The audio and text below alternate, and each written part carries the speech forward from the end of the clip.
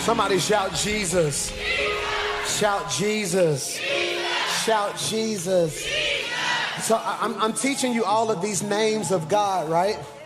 All these names of God in the book of Isaiah chapter 40. And this is how we're flowing today. I'm in it. Chapter 40, the Lord is an everlasting God. That's important. I want to give you a name. That's why I was laughing when Bravis said it, because he hadn't seen my sermon. The name I wanted to give you today is, here it is, throw it on the screen so they can see it, Leslie. The name that they can see, because it says the Lord is an El Olam. God is El Olam. Y'all ain't gonna appreciate me till later. I'm telling you, I'm putting you on game. El Olam, which means the everlasting God. Why is that important? Because I found myself, like many of you, and if I'm in the right house, you better help me today. I've been saying stuff out my mouth lately like, I'm tired. Who been saying, I'm tired. I'm just tired. I'm tired. I'm just tired. I'm tired. I'm just tired. I'm tired. I'm just tired. I'm tired. And I want to make this, because if we're not careful, tired for many of us is progressing from a statement to a confession. Did you hear what I just said? See, it's the difference between a statement and a confession. A statement is something I say. A confession is something that I believe. And the most important thing you will ever say often comes after the word I am. Do I need to say that again?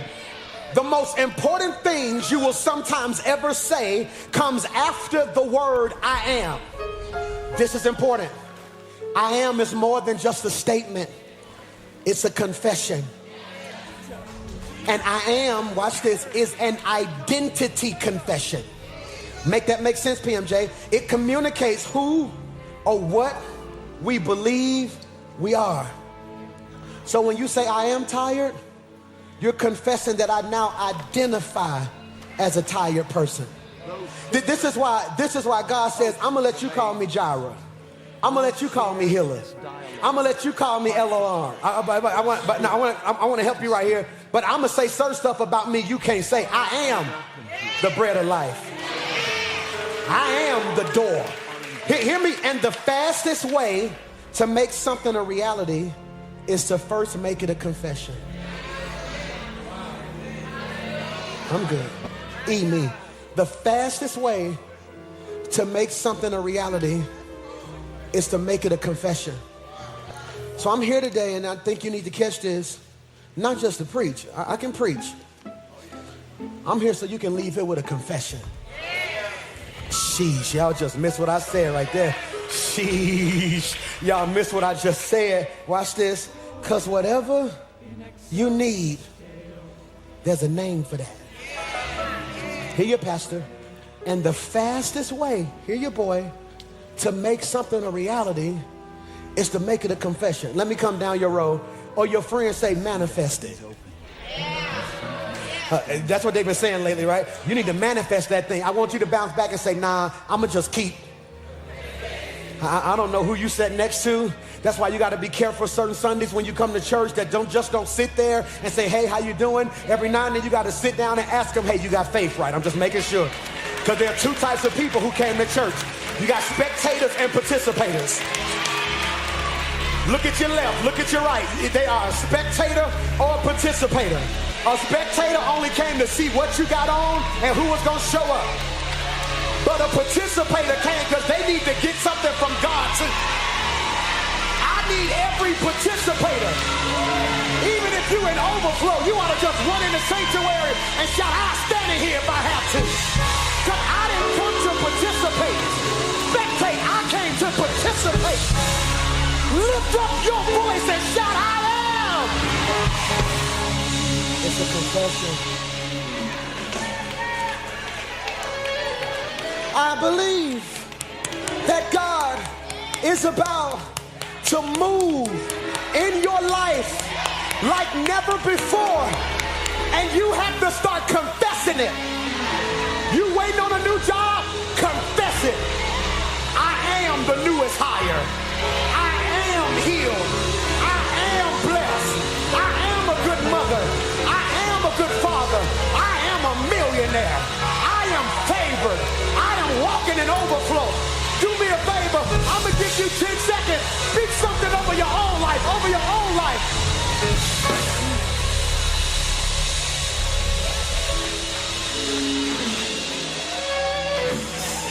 Said I believe that it's my season. Do you hear the confession you've been singing? And I believe that it's my time. Hey, yeah. And I can feel it. What do you feel, church? You ought to declare. Shake your neighbor real quick and say, you need to confess. I can feel it. Say, joy's in the room. I don't know where you're watching from, but confess. I can feel it. Throw your head back and shout favor. Hold on, Rod.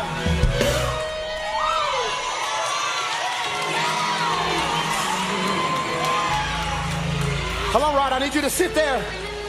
I got to check something. You are a hypocrite if you say something out your mouth and act like you don't believe it.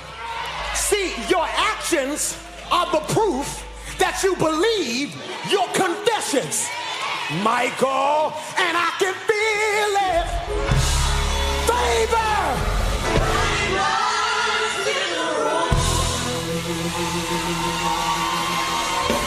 Now you don't believe it because you still worried about who's looking at you. You still concerned about who's sitting next to you. See, I'm only preaching to 3 of y'all who I ain't got enough money to do the stuff I'm trying to do. Don't have enough resources to do the stuff I do. If God don't grant me favor, it's not gonna happen. I believe it. Favor.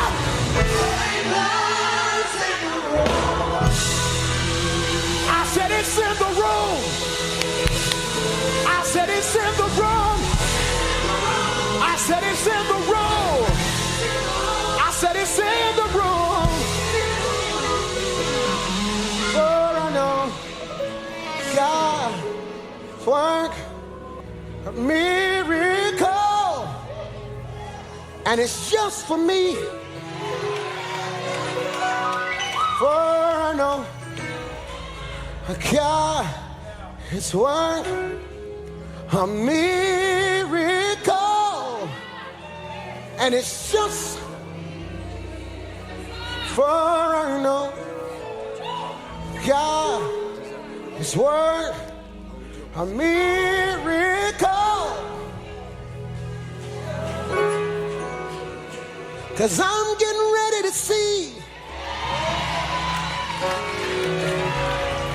something I've never seen. I'm in the wrong church today. I'm getting ready to see something I've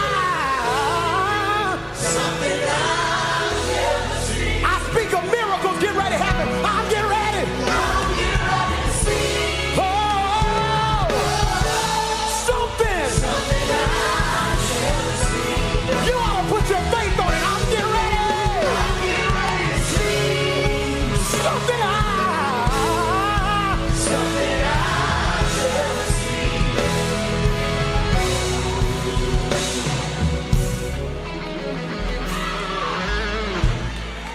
Yadara mashika dara baba shadero doshia.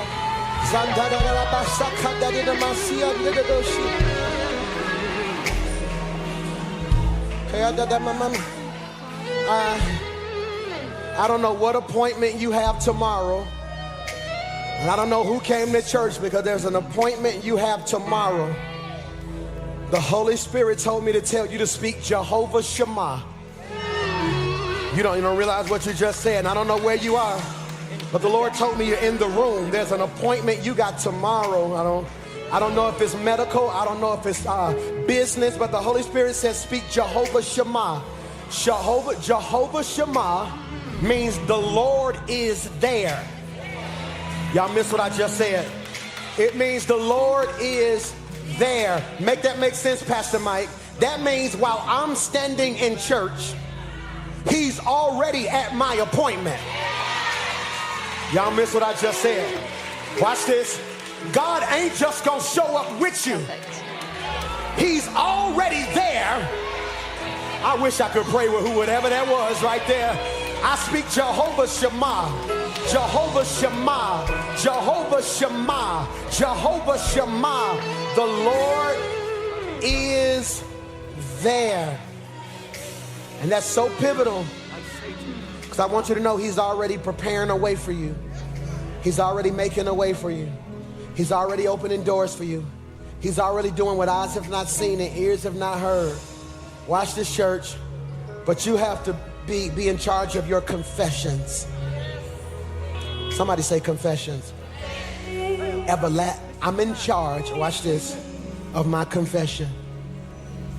So I want to pray, because I mean this, and maybe if I just be transparent and honest, you'll be honest. I am guilty of making some negative confessions over my own life. Yeah, I've been saying stuff like this lately. I'm tired. I just don't know. I ain't trusting people right now. I'm over and I'm done. And the Holy Spirit said, Mike, so you want me to work against your enemies and your mouth? That's enough smoke. You want me to work against your enemies and your mouth? Hear me, death and life. Come on now. Death and life are in the power of your tongue. One scripture says the tongue is it's sharp. It can cut. Can I ask you a question? What was coming your way that your mouth cut? What was God sending that your confessions cut? Did you catch that? What have you spoke over the person in your life that now is making you sick, but you spoke it? Somebody say confessions. So for me in this season of my life, I'm in charge of my confessions. I'm in charge of my confessions. That's why everything I do now is built and centered, watch this, on confessions. People be tripping like, man, they just love your music, yada, yada. They don't even realize the reason they like it is because without them knowing, all they doing is making. How you shouting big with nothing in your hand? I'm finna mess somebody up. You said I got it and didn't even have it. Look at your neighbor and say, I've been confessing for a minute now. It's manifestation time. It's manifestation time. See, you a hater if you can only shout for your breakthrough. I just need you to high five everybody around you and shout, it's manifestation time. That's the wrong neighbor. Find another neighbor. Find another neighbor. Say it's manifestation time. Sustain me on E. Tell them it's manifestation time. It's manifestation time. Look at your neighbor. Say, neighbor, I'm going to speak something over you, and you better receive it. Favor on your life. You ought to shout like you receive it. Look back at your neighbor and say, neighbor, it's my turn now. Overflow in your finances. Breakthrough in your house. Your children are blessed. You're walking in healing. How about everybody around you and shout, speak it, speak it. Uh-oh.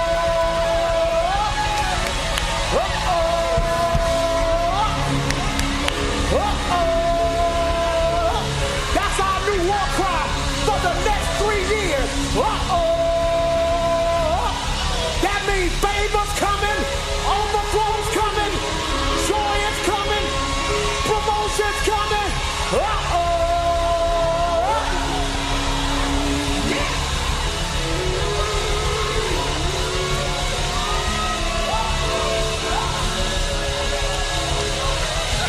See, this is my row right here.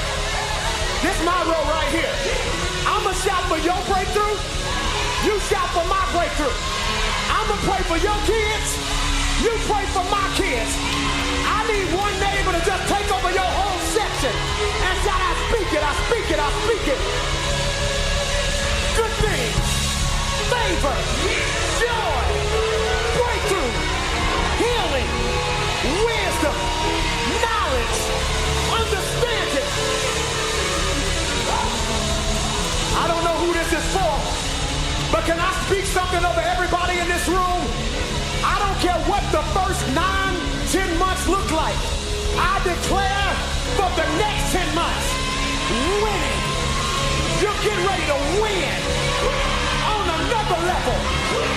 Win on another level. Where my winners at? Where my winners at? Where my winners at? I said, where my winners at? Look at your neighbor, say, neighbor, we winning this year. We taking over this year. Win, win, win, win, win. I'm gonna win. You gonna win. Everybody around me winning. Yeah, everything around me winning. Say, I'm gonna win. You gonna win. Can we have a party at Run On? Run On, run on, run on.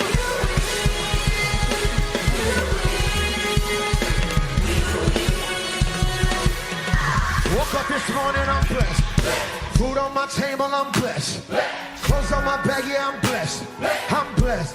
I'm blessed. The devil already know I'm winning. Devil already know I'm winning. Devil already know I'm winning. I know he know I'm winning. I need you rocking with your boy right there. Hey, hey, hey, hey. Y'all ready? I need y'all help. Here we go. Let's go. Woke up this morning, I'm blessed. Food on my table, I'm blessed. Clothes on my bed, yeah, I'm blessed. I'm blessed. I'm blessed. The devil already know I'm winning. Devil already know I'm winning. Devil already know I'm winning. The devil already know I'm winning. The devil already know I'm winning. Devil already know I'm winning. Devil already know I'm winning. Devil already know I'm winning. Uno, dos, tres, cuatro, cinco, seis. You know I'm counting my blessings. Counting my blessings. Counting my blessings. Can you count how many blessings God you ready to see it? Go! Uno, dos, tres, cuatro, cinco, seis. You know I'm counting my blessings. Counting my blessings. Counting my blessings. Counting my blessings. Say, I got it, I got it. I got it, I got it. Say, you got it, you got it. You got it, you got it. Say, we got it, we got it. We got it, we got it. Say, you got it, you got it. You got it, you got it. Look at your neighbor, say, neighbor, I'm getting ready to praise God for the win that's on the way. I need you to just rock like you know God's about to do it. Rock. Y'all ready? Here we go. This way. Go. Woke up this morning, I'm blessed. Food on my table, I'm blessed. Clothes on my bed, yeah, I'm blessed. I'm blessed. I'm blessed. The devil already know I'm winning. My ex already know I'm winning. My haters already know I'm winning. My family already know I'm winning. Everything attached to me is winning. Everything attached to me is everything attached to me is everything attached to me. Woke up this morning, I'm blessed. Food on my table, I'm blessed. Clothes on my back, yeah, I'm blessed. I'm blessed. I'm blessed. Devil already know I'm winning. Devil already know I'm winning. Devil already know I'm winning. I know he know I'm winning. If you knew like I knew, you would stay close. Tell your neighbor, if you knew like I knew, you would stay close. That's why your ex wants you back. They thought it was gonna stop with them. Look at your row and say, if you knew like I knew, you would stay close. Tell your neighbor, you might as well high-five me because there's something different about me. Just tell them, if you knew like I knew, you would stay close. If you knew like I knew, you would stay close. If you knew like I knew, you would stay close. If you knew like I knew, you would stay You knew like I knew you would say. If you're winning, you ought to make some noise.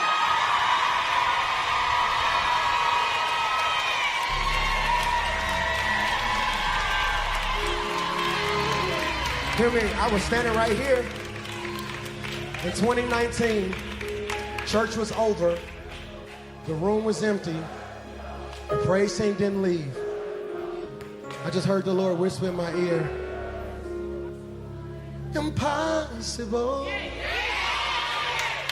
You did the impossible.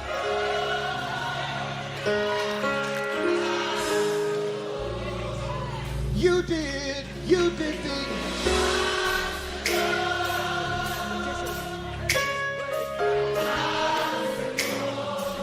You did.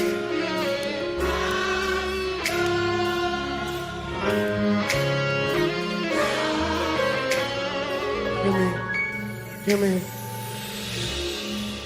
They just told me, it was like, Pastor Mike,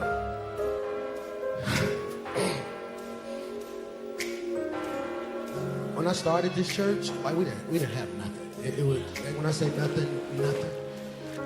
I would have church at 9 o'clock and preach. Then we would run, finish, get in the car, drive across town and do praise and worship for my daddy. I never did this to be recognized. I don't. This morning on my way to church, I drove by Hopewell Missionary Baptist Church. That's the church where I started playing the drums at. And they were in Sunday school, still a missionary. They were in Sunday school, and I walked in the pastor's office. And I was like, hey, oh boy. I walked in the hallway, Mike. And I'm just hugging everybody. And the lady said to me, remember when you was in that Sunbeam choir? Now, my millennials don't know what a Sunbeam choir is. Who know what a Sunbeam choir is? Even the thugs had to sing in the Sunbeam choir with their mama them. You sing, there's a lily in the valley, and it's bright as the morning star. Or you were saying, this little light of mine, what? This little light of mine? Ain't it crazy how when you was 5 years old, they made you make a confession that shining was your destiny? And then once you start shining, they told you to turn your light down. Devil is a liar. This little light of mine, I'ma let it.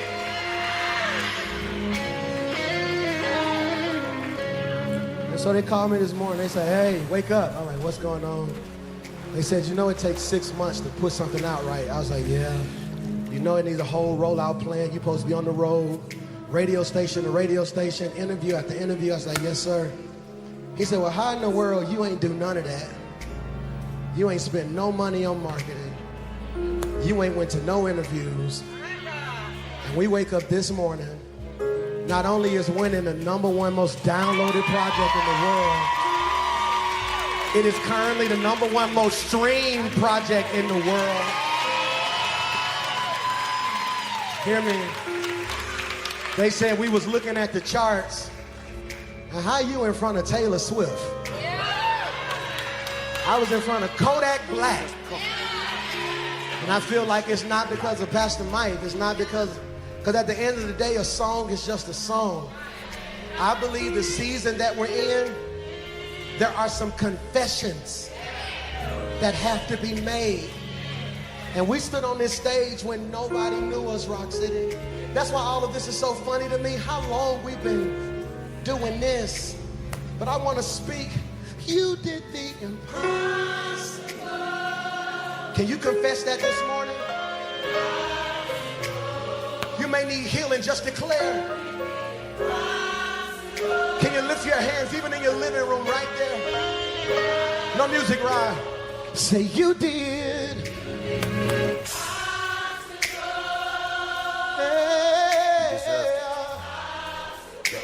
Come on, church, lift that up.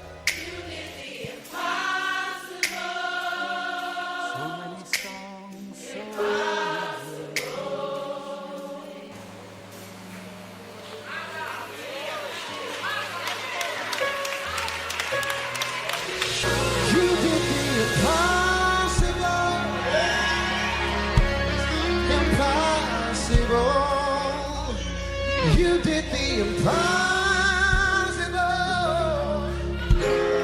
Impossible. I know you're a healer.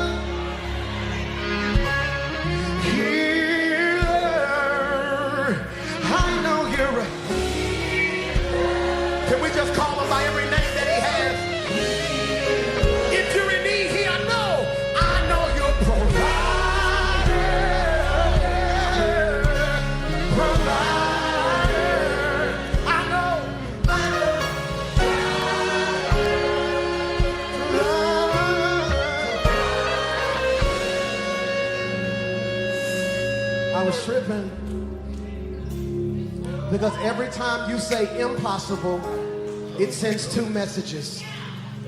The first thing it says is to the thing that's trying to block me, it's not impossible because God has the ability and the authority. I think you missed what I just said. He has the ability, which means he's able to do it. He has the authority, which means he has power over what's blocking me. But after you tell your enemy that it's impossible, then you tell yourself, I'm possible. You missed what I just said. Because the greatest hindrance in many of our lives is what we believe about ourselves. I don't know who wrestles with insecurity or anxiety like me. Can I speak that you're equipped for every good thing God is getting ready to do for you? Can you just lay hands on yourself and say, I'm possible, I'm possible, I'm possible, I'm possible, I'm possible. You did, you did.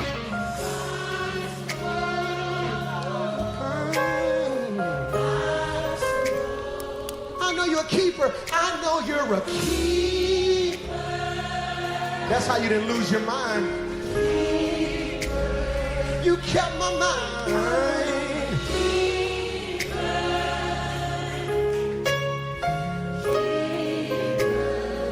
Come on, break the music. Just say keeper. If he's keeping you right now, say keeper. Come on, say it again. Say keeper. He'll keep you in perfect peace if you keep your mind on him. Keeper. Somebody lift your hands like it's your father. Say Father. Say Father. Come on, you're in good. If he's been your father, say God, you're a father. Yes, you are. Somebody just call him Jireh. Say Jireh. You're always making a way.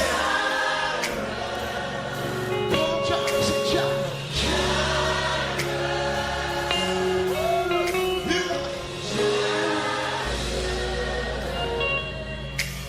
Say everything.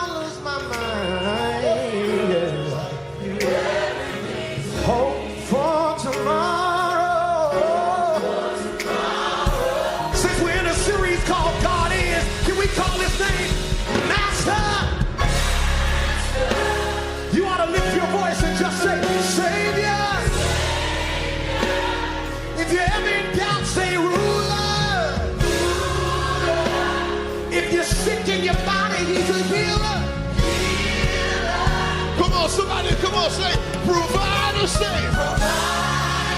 Oh, that's it. Come on, say, God, you're my shelter. Shelter. Yeah, somebody call him Redeemer, say, Redeemer. Hey, come on, somebody say, Father, say, Father. I love this part. Can we call his name Jesus? Jesus. Hey. You ought to shout his name to the top of your lungs. Jesus. Hey, Jesus. Everything.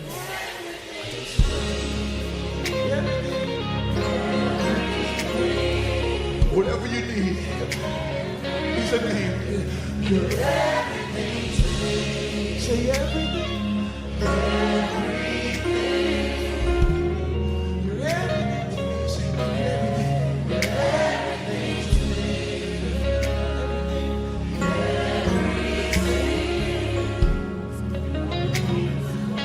Just call his name. Say Jesus. Jesus. Jesus. Verse 12. Psalms chapter 116 verse 12. One of my favorite psalms. It simply says, what shall I render unto the Lord for all of his benefits towards me. That's enough to tell the whole church, ain't it? That's enough to tell the whole church. What shall I render for the Lord? What shall I render unto the Lord for all of his benefits towards me? Can I read it from the Message version? It says, what can I give back to God for the blessings he's poured out on me? Go ahead and have a seat. So I want to talk about this. Psalms 116 is one of my favorite Psalms. In Psalms 116, the psalmist is writing a song of personal thanksgiving. Put this in your notes. It is the why of his worship. That's critical. It is the why of his worship. Why is that important, Pastor Mike? The why of his worship, praise, and thanksgiving is seen in this psalm. It is so critical. It is the why of his worship. Anybody can. I'm getting to an age now where I want to know your why. Why? Ain't that crazy? The older you get sometimes, or the more mature you get, the why becomes so critical. If you do not have a why, chasing the what will drain you. Oh, he says, this is the why of my worship. I'm going to say it fast, so put it in your notes if you can handle it. Are you ready? He reiterates his love for the Lord. He rehearses his past distresses. He reports and reflects on his deliverance. He resolves a new praise to God. Did I say that too fast? Do I need to give it to you again? Daisha, you like taking notes. I went too fast for you, didn't it? Let's do it again, all right? First one. Somebody in the comments be my assistant today. He reiterates his love for the Lord. Now, I need your help. What does reiterate mean? To constantly say, he's emphasizing. He says, I love the Lord. I love the Lord. See, I want to talk about tonation. Can you put that in your notes? Tonation. As we make our way back to church, I'm now understanding the criticality of tonation, all right? Somebody say, I love you. All right, that's cool. Somebody say, I love you. Somebody say, I love you. That's not what he's saying. This is why you're frustrated with so many people in your life, because they're saying the right thing. It just doesn't feel the same because it lacks tonation. He reiterates his love for the Lord. He doesn't say, Lord, I love you. He says, Lord, I love you. Did you feel the weight of that statement? Lord, he keeps reiterating how much he loves them. And many of you are stressed, depressed, and frustrated. It's because the frequency of the attack is overwhelming the intensity of what you speak. The frequency of the attack is overwhelming the intensity of what you speak. So you're trying yourself to say, God, I thank you, but the attack is coming. So I've learned, I hope you can handle this, that the more and the harder the devil comes, the more intense I should reiterate what he's done for me. Oh, somebody just type, Lord, I love you. Lord, I love you. Here's what I have to understand. He reiterates his love for the Lord, and he rehearses his past distress. Now, that's the part of the text that blesses my life, because I was taught from so many people to forget about what you've been through. I was taught once God brings you out of it, leave it in the past. They even use certain scriptures out of context, like forgetting those things that are behind me, I press. I like what he says right here. He says, I rehearse my past distresses. YPMJ, can I free somebody right here? I am so whole and so sound in who I am that rehearsing the past does not cripple me, because it no longer has me. I just said a mouthful and 10 of y'all fixed it. See, how do I know I've grown? Not when I don't talk about it, but when I can talk about it, but it don't have me no more. See, I'm preaching to 7 of y'all who to this day is certain names we can't even say around you, because you're like, don't say that, don't bring that up, because you know how I be. Well, you really ain't delivered. You just disconnected. There's a difference between deliverance and disconnection. See, if I am disconnected from a thing, I am not no longer connected to it, but I do have the propensity to still be attached to it. When I am delivered from something, it has no more control over me. He says, I will rehearse my past distresses. See, this is how you know you're a real praiser. Because I want to argue that sometimes your praise ain't authentic until you can give me an elaborate expression of what he brought you out of. Woo! That's why when I say things like all I had was rolled quarters, there's no shame attached to it. That's when I say things like almost lost my mind, there's no pity attached to it. Why? Because God has been good to me. He reiterates his love for the Lord. He rehearses his past distresses. He reports and reflects on his deliverance. He resolves, this is rich, a new praise to the Lord for his deliverance. In other words, the writer of this particular text is tripping on how good God has been to him. And I want to pause and parenthetically digress for 1 second. And if you don't feel me, you ain't got to type nothing. But if you feel me, I want you to type something in the comment. If you feel me, I need you to show some sign in this room. God's been good to me. I'm in the wrong church this morning. God has been good to me. And I'm not just talking about material stuff. I'm talking about keeping me in my right mind. I need 5 people in the comments right now who's been through some stuff and survived some stuff. And yes, I can thank him for what I drive. Yes, I could thank him for where I live. Yes, I could thank him that my kids are growing and walking in the things of God. But I want to be a little selfish today and retrospective and say, I thank him for stuff money can't buy. Somebody ought to have church with me right there. I praise him for stuff money can't buy. Last time I checked, money can't buy peace. Am I preaching to anybody in here that when you look back over your life, you got red bottoms and filled bank accounts, but more stress than you ever been in your life? Why? Because you discovered a man, money, and a good career cannot buy you peace. But God gives you this peace that surpasses all understanding. God, I feel like my daddy today has been good to me. When I think about not only how he kept me in my right mind, but how he kept me safe from danger seen. See, that's the one that you can tell the church up right there, Rod. It's not the seen stuff. It's the unseen stuff. It's the stuff that you didn't even have a clue about, but the devil was plotting behind your back. You minding your business and had no idea the devil was plotting and scheming, but God blocked some stuff from your life. I don't want you to shout for what you do know. When is the last time you praised God for the stuff you didn't even know about? Because he kept me safe from danger seen. God has been good to me. Y'all don't hear me when I say this, sitting here looking at all 6 of you, 5 of you who are in the sanctuary with me today. Even if I just went around the room, he's been good. To have your own business, Tiffany, flipping houses, and now people are coming from across the country to sit and learn from you. You can testify to the reality that God has been good to you. To lose both parents and you and your sisters and your brother basically had to raise yourself, yet all of y'all are working in perfect peace. And an intercessor, he's been good to me. When you look back over your life, Tiffany, and realize the things that the devil tried to do, Colleen, when you look back over your life, raising your babies and ain't never missed a meal, and you're doing what you gotta do. He's been good to you, Curtis. When you go to Montgomery and shut the city down and let them know that destiny is in the city, you can declare God has been good. I don't need you to sit there and play church, but if you're living, if you're breathing, if you got your joy, if you got your strength, you ought to shout, he's been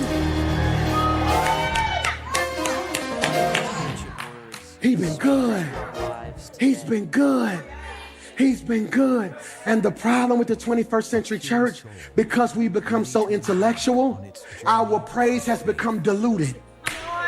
Because we've become so intellectual, our praise has become diluted. So now when you come to church, you're looking for something that will stimulate you mentally, which you need. But grandmama and them didn't have doctorates. They didn't have masters.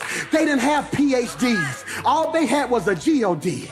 And they knew if I looked and I believed on God, God will cause all things to work together for my good because he is good.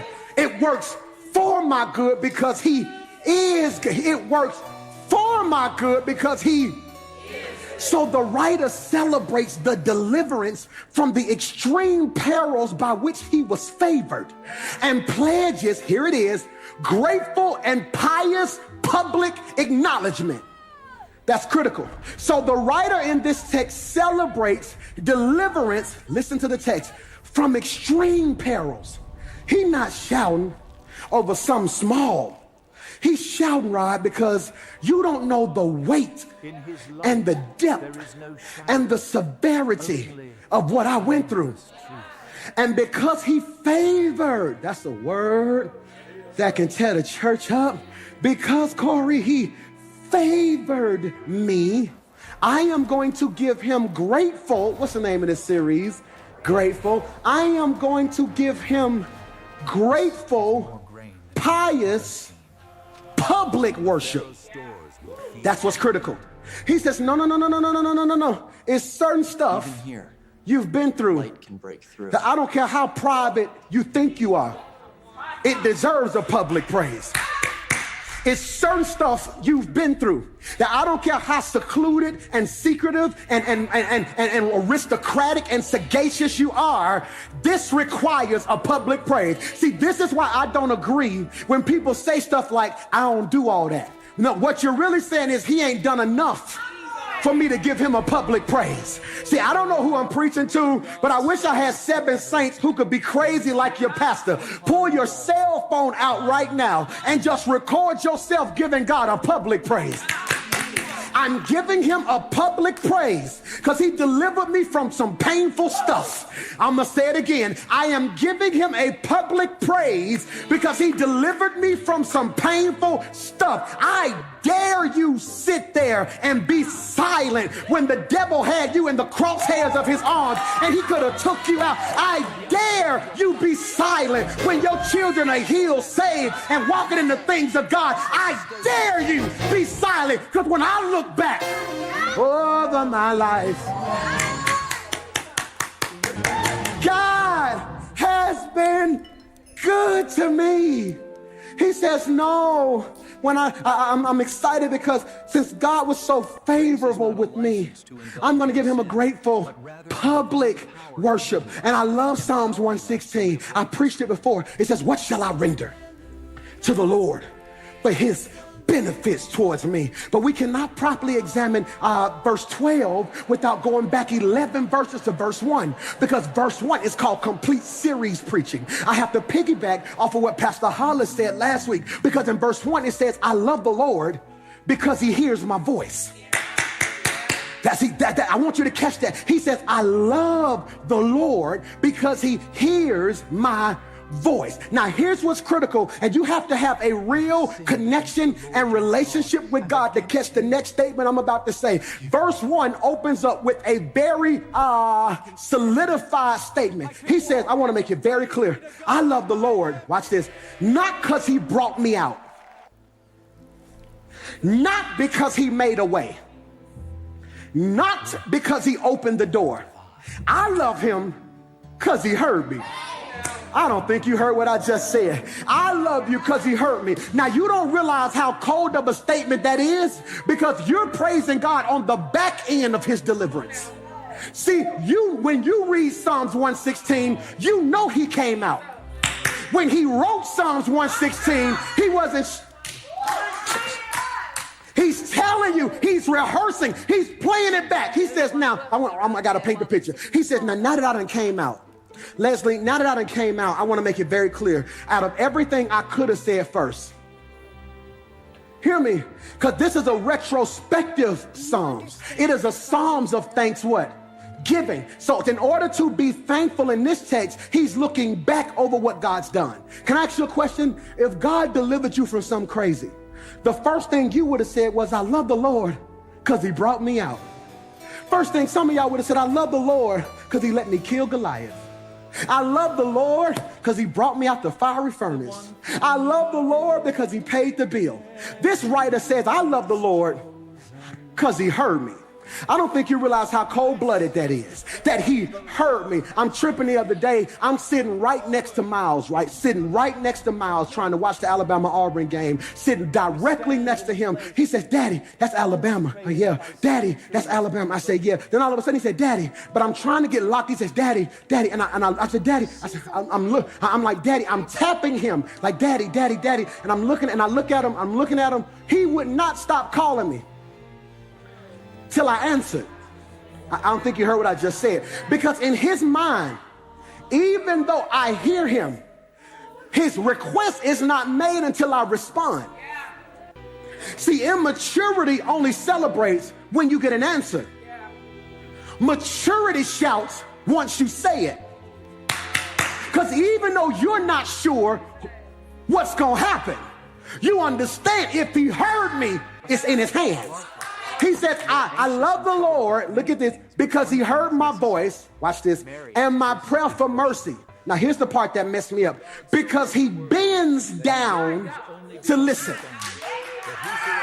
Y'all don't even know when to have church. He bends down, okay? Okay, I got to free y'all real quickly. In other words, he's so high and lifted, and I'm so low and degraded that I'm not sure he could hear my voice.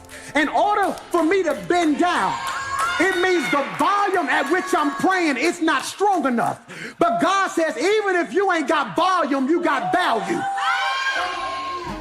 I'm preaching better than you responding. Even if you don't have volume, you got value. He says, no. So can I paint the picture? Can't you imagine?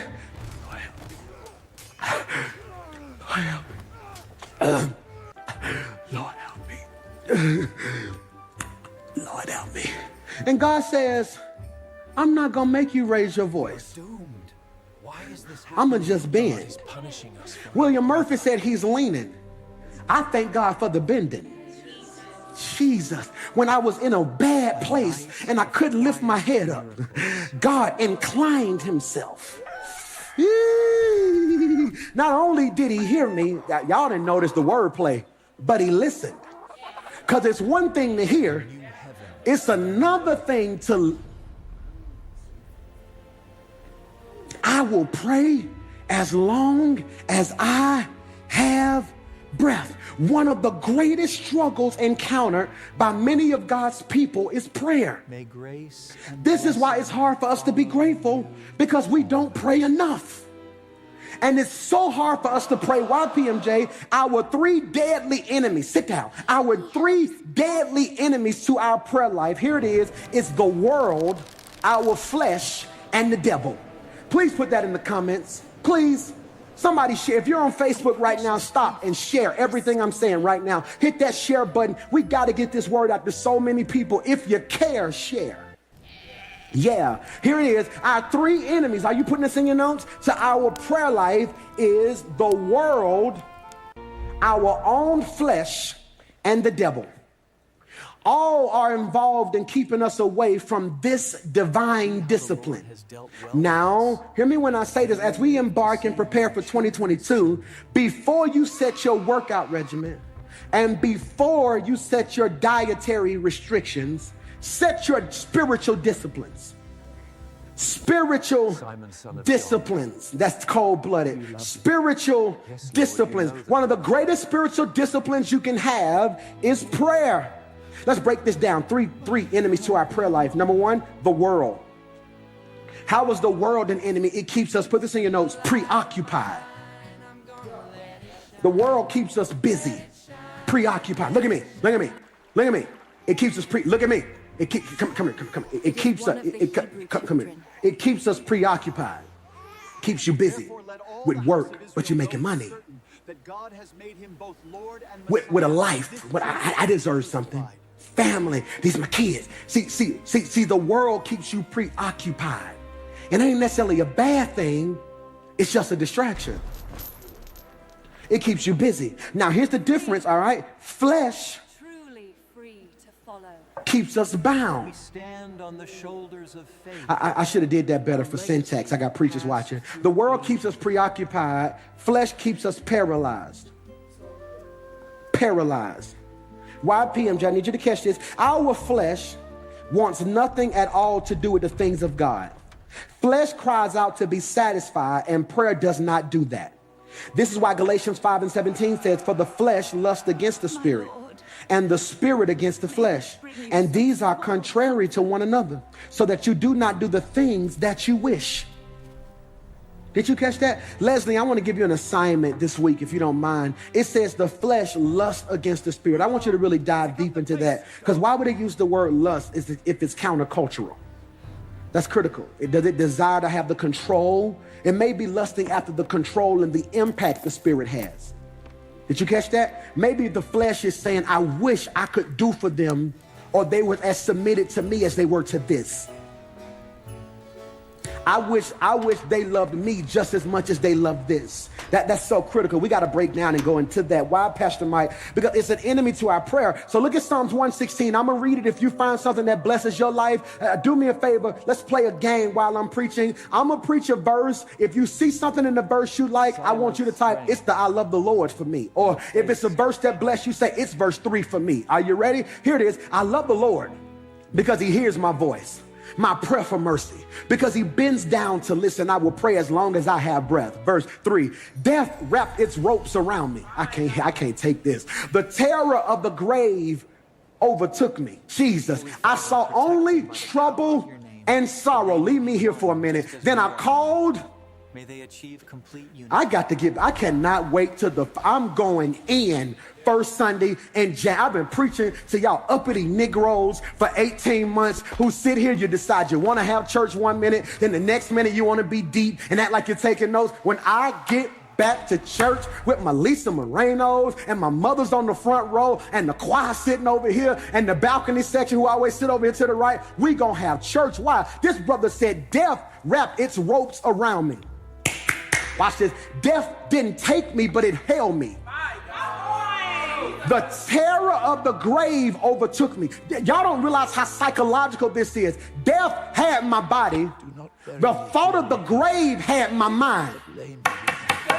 I saw only trouble and sorrow. So what you gonna do with all the stuff you done seen? Then I called on the name of the Lord. Please, Lord, save me. Look at the next verse. How kind the Lord is. How I need my church back. Good he is, so merciful, this God of ours. The Lord protects those of childlike faith with your grown self, with your educated self, with your spiritually deep self. He says, I'm going to save those with childlike faith. I was facing death, and he saved me. Look at the next verse. Let my soul be at rest again. For the Lord has, there it is again, been good to me. He has saved me from death. My eyes from tears. I can't. And it's verse 8 for me. Hey, it's verse 8 for me. I'm gonna read. It's verse 8 for me. Verse 7, look at what it says. Let my soul be at rest again, for the Lord has been good to me. Look at verse 8. He has saved me from death. My eyes from tears, my feet.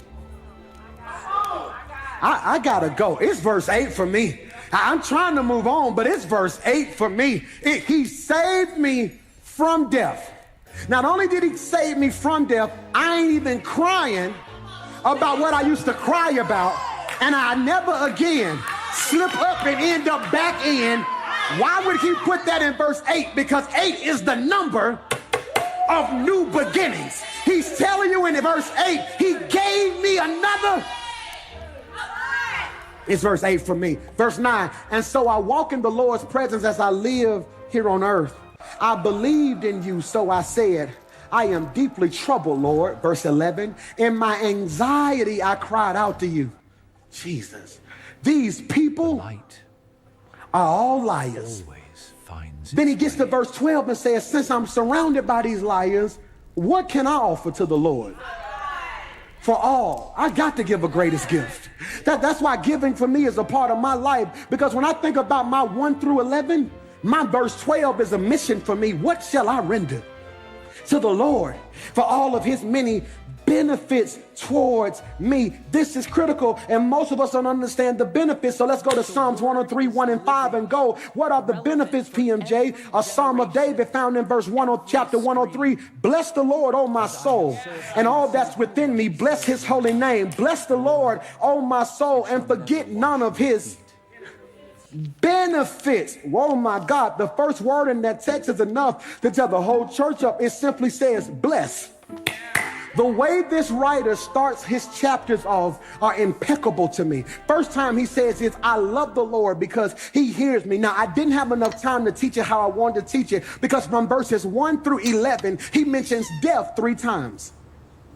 Why, PMJ? Because there are 3 levels of death, 3 levels trying to bring death in your life. Death means disconnection. I told you, the world your flesh, and the devil. So 3 times he mentions death. Then we get to this chapter, he says bless. Somebody shout bless. The word bless is barak, which means to give God glory or adore him on bended knees. I don't think you caught what I just said. So bless. If he's coming out the grave, can I paint the picture how I see it? He says, I'm going to bless you before I'm up. He says, bless. He says, so on bended knees, I'm going to bless you. Riri says the phrase bless the Lord means adore and thank him. David is exhorting thankful worship to Jehovah God from his soul. His whole spirit, his body, his soul, and his spirit is giving God glory. This is an acute praise, and I used to be dogmatic about my praise, but there are different types of worship. Some of y'all don't worship. You're just going to lift your hands. Some of y'all may clap. Some of y'all may wave. David said, this ain't that. David said, no, this ain't that. He says, thank you, Anita Baker. I'm giving you all. I'm giving you the best that I got. I like this. Why? Because there are certain seasons in your life where you got to give God praise. Somebody shout praise. So Pastor Mike, what's your definition of praise? Praise is an outward expression of an inward gratitude. Praise is an outward expression of an inward gratitude. Oh my God. Make that make sense, PMJ. Praise is my body's response to my spirit's gratefulness. Michael, praise is my body's response to my spirit's gratefulness. Or in other words, when you see me do this, can I make it make sense? Have you ever been in church? Or have you ever been in life and God did something for you that you didn't think it was going to do? Then all of a sudden you had a moment where all of a sudden you just said, but you don't remember telling your mind. Have you ever been in church and you ended up standing up but can't remember when you told your legs to stand up? Have you ever been in church and before you knew, you just said thank you, but then you don't remember planning or rehearsing? Have you ever been praying and your prayer got so good that you shocked yourself because you didn't even know you could pray that good? You want to know why? It wasn't you. It was your spirit telling your flesh, sit this one out. I got this one. Now, y'all missed what I just said. My favorite movie, one of my favorite top 3 movies is Ratatouille. Okay, don't laugh at me. It's about this kid who was a chef. He's a chef. He don't know how to cook, but he bumps into a rat who knows how to cook. Okay, and so they have to find a way to fake cooking. Okay, so he puts the rat on his head. All right, puts the hat over the rat, and the rat discovered if I grabbed his hair, I could use his body